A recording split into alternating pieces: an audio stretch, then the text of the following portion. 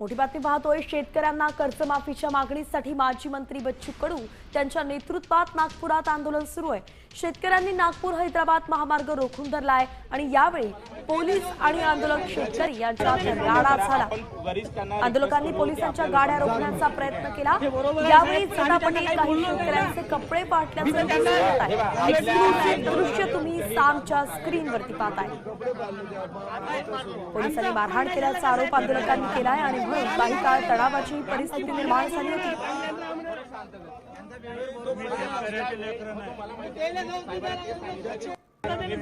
आपण वरिष्ठांना रिक्वेस्ट करू की आपल्या लोकांना ठीक आहे हे बरोबर आहे साहेब। पवन रवी आपले प्रतिनिधी आपल्या सोबत जोडले गेलेत। पवन, हा राडा झाला आणि नंतर तो कसा निवळला?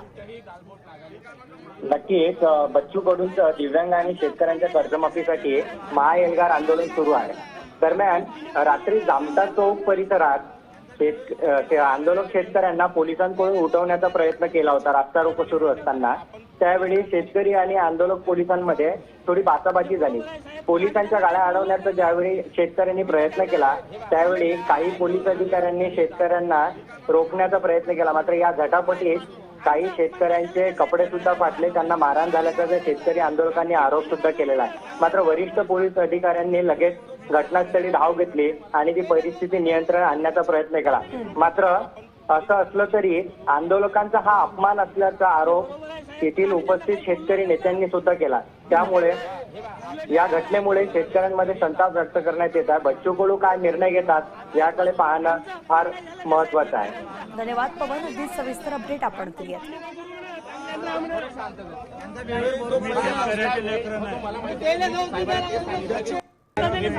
आपण वरिष्ठांना रिक्वेस्ट करू की आपल्या लोकांना ठीक आहे हे बरोबर आहे साहेब, पण आम्ही त्यांना काही बोललो नाही ना।